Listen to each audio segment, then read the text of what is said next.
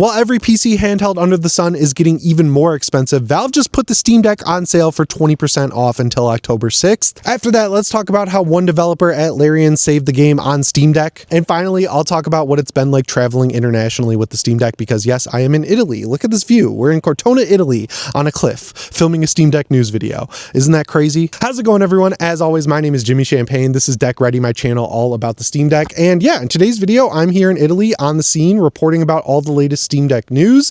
I brought my camera. I'm supposed to be on vacation, but you know, there's so much Steam Deck news going on for once that I figured it'd be fun to kind of shoot a video up here because I got a great view, great weather, and I got you here watching me. What more could a guy ask for? So yeah, let's jump into the first news story here because, you know, the pricing situation with gaming handheld PCs is not great. The Legion Go 2 is over $1,200, which I think is absolutely insane for how fast they've been releasing these things. Like multiple times a year, we're getting hardware revisions on these PC handhelds. So you buy one, you love it, you immediately get buyer's remorse when they announce the sequel that's coming out. Asus has done it with the ROG Ally, Lenovo's done it multiple times with the Legion Go. I mean, all these other manufacturers like Neo, they're coming out with new stuff every other week. Now you've got tariffs involved depending on where you order it from. So the pricing situation has just been a climbing, steep cliff face, like this cliff behind me, where the price just keeps going up and up and up, and the performance, I think, is not catching up with that price effectively. So, you know, the Steam Deck kind of benefits from that price increase situation by being a cost-effective, great handheld. Like the Steam Deck's whole thing since the very beginning, over 3 years ago, was that you just get more bang for your buck than anything else on the market in a niche that it kind of created, the whole handheld PC gaming market. And in my opinion, at least, it's one of the most impressive devices ever, even before you account for price in the first place. And the crazy thing is, there have been many ways to get a discount on the Steam Deck. Of course, there's the refurbished line, which comes in and out of stock completely randomly in the middle of the night. So if you're lucky enough to get a refurbished OLED, good for you. It is extremely difficult. And then, of course, over the years, Valve has put the Steam Deck on sale a couple of times. And I'm pretty sure the sale they're running right now is the biggest sale they've ever done, because unlike Sony, unlike Xbox, unlike even Nintendo with the original Nintendo Switch, and unlike the other PC handheld manufacturers who have raised the price of their devices multiple times in some cases, Valve has kept the price of the Steam Deck exactly where it's been from the very beginning, and then they increased it a little bit with the Steam Deck OLED, but gave you a meaningful hardware upgrade along with it. And on top of that, the price is basically the best in the entire industry, so I think they deserve kudos for that. So with the autumn sale coming up, they've decided to put the Steam Deck LCD on a pretty healthy 20% discount, which would make it drop from $399 all the way down to $320.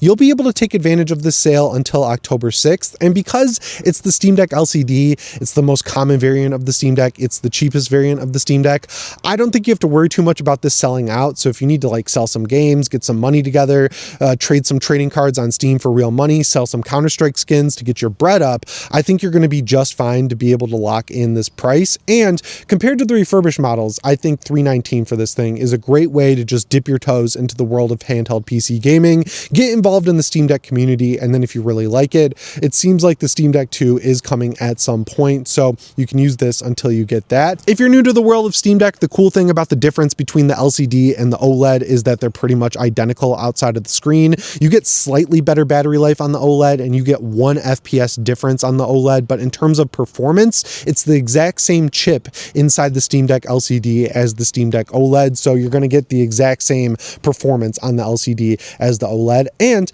it's a really good handheld. I've thrown so many games on it over the years, whether it's emulating stuff on EmuDeck, whether it's playing new stuff, whether it's playing stuff from the Xbox 360, PS4 generation. Everything I've thrown at this thing outside of Unreal Engine 5 has pretty much been a breeze to play, and of course, multiplayer games like Grand Theft Auto 5, Battlefield 1, or Destiny 2, or whatever you want to throw at it. But the vast majority of the games I want to play on this thing have been smooth sailing pretty much across the board. And if you looked at it when it came out and we're like, it seems like it needs a little bit of work before I really decide to dive into the whole world of Steam Deck, where we're at now is so much better. Proton is amazing. They update it all the time. The Steam Deck has gotten incredible new feature updates over the years that have just made it better and better and better. A lot of them are influenced by the community of people who go and develop third-party tools for the Steam Deck. The vast majority of those, the ones that actually get used by a wide portion of the audience, then they get turned into official features.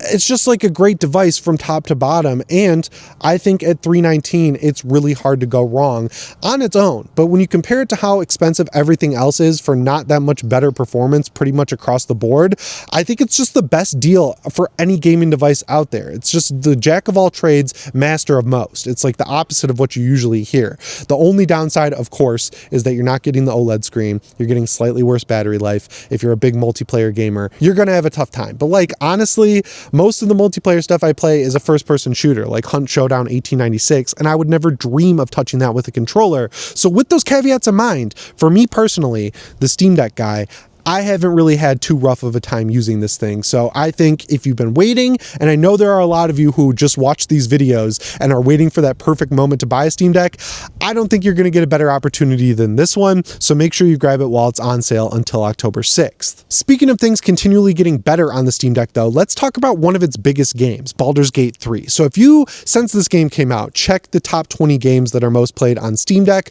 Baldur's Gate 3 is always towards the top of the list. And that makes sense. It's an RPG with basically unlimited replayability. It's got full co-op. It's a perfect handheld game. But one of the things that's kept me away from it is that as you progress through the game, the performance starts very strong, and the farther you get in the game, the worse the performance gets, to the point where, like, once you get into Act 3, once you get into the city of Baldur's Gate itself, you're looking at like a hard 24, 25 FPS, to the point where websites like overkill.wtf have said, oh, this is a slow-paced cinematic game, so it's not bad playing it at 24 FPS. For me personally, the baseline is 30, and I've been hoping that they'll do something to improve the performance as time has gone on, and they finally did it, because it turns out one developer at Larian has been tinkering away on the PC version of Baldur's Gate 3 to develop a native Linux version of the game that's specifically optimized for the Steam Deck. Now, with some other games that have native Linux builds, Proton has come such a long way that, you know, Proton versions work better than native Linux versions. It just happened with Chronos The New Dawn, for example,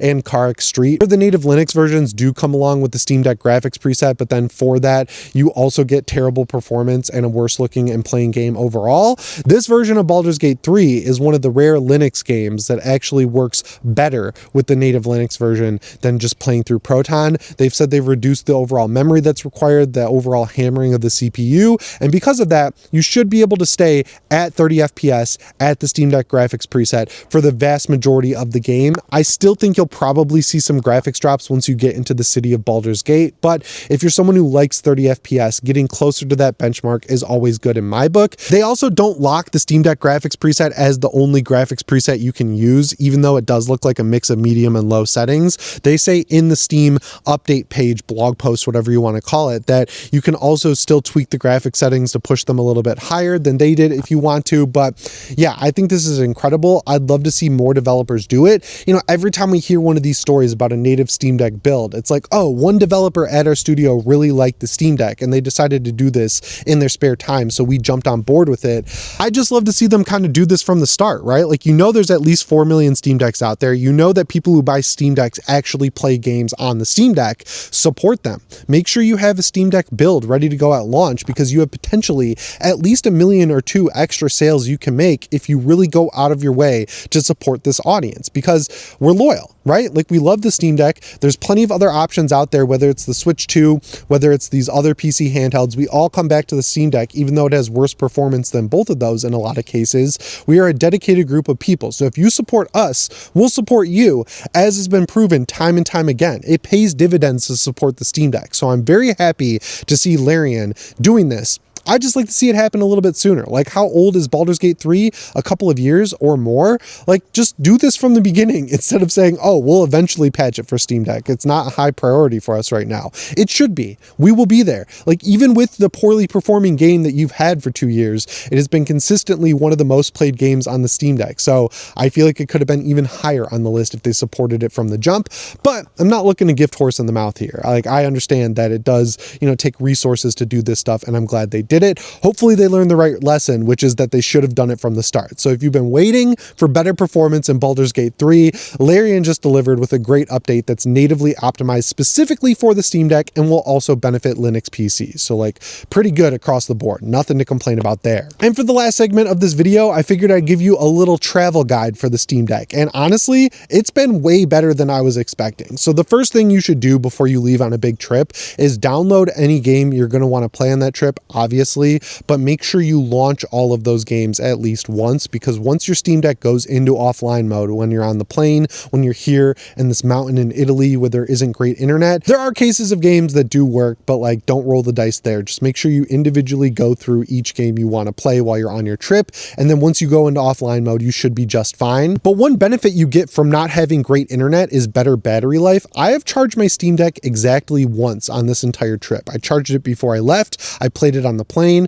I've not really had a lot of time to play video games because I'm in Italy and we've been doing actual vacation things. But at night, I like to sit down and play some games, and I've had great standby time. My battery does not move throughout the day because the Steam Deck has not been connected to the internet, so that's good. But, you know, bring a battery bank just in case. Also bring an adapter for your plugs because they use different plugs in Europe, which I obviously knew, but I had to get an adapter for my Steam Deck. It's not causing any problems. As for what I've been playing, I finally decided to dive into Hitman World of Assassination because I'm pretty sure a lot of the levels take place in Europe, and so far it's been an incredible game. My one tip for that game is don't use the built-in frame limiter on the Steam Deck. It causes jitter and stuttering in camera movement. All you have to do is set the VSync interval to 2. If you're on the LCD, that'll drop it to a locked 30 FPS. If you're on the OLED, that'll be a locked 45 FPS because it's half your monitor's refresh rate. Set it to medium and high settings. Santiago has a great settings breakdown for that game. Once you do that, it's been smooth sailing in every level I've tried so far.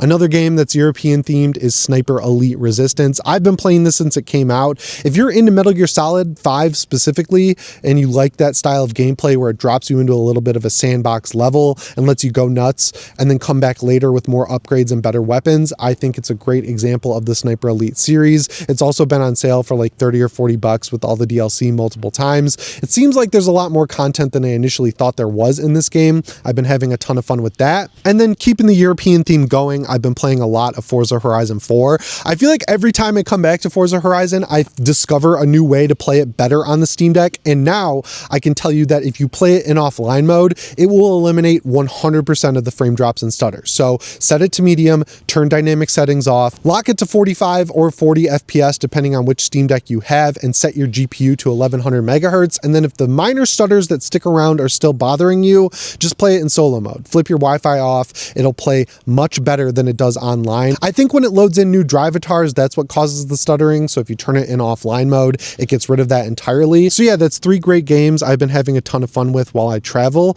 This trip has been amazing. I am not balling out for an Italy trip, guys. A huge shout out to my wife's dad, my father-in-law, Mark. He was already doing this trip and he said if we buy our plane tickets, we can just tag along and do everything else. That was within my budget. And yeah, like this is pretty cool. I think this view is hard to beat. Like, how many of the Steam Deck YouTubers out there are giving you direct news videos from Italy with great views like this? I'm going to say I'm the only one, and I don't even need to research that. I think I am the only one. So I'm sorry I had to use the mic everyone hates, but you know, I think the trade-off was worth it. This is the only mic I have that, you know, I could take outside of my house. I know it's not as good as the one I use in my basement, but again, I think the trade-off was kind of fair. Everyone's kind of mad at me for not taking a vacation and working, but like, how does this work? I'm talking about the Steam Deck. I'm having a blast. I hope you enjoyed this video, and I hope you're having a great week wherever you are in the world. As always, guys, my name is Jimmy Champagne. I'll see you in the next one. Thanks for watching, and shape on.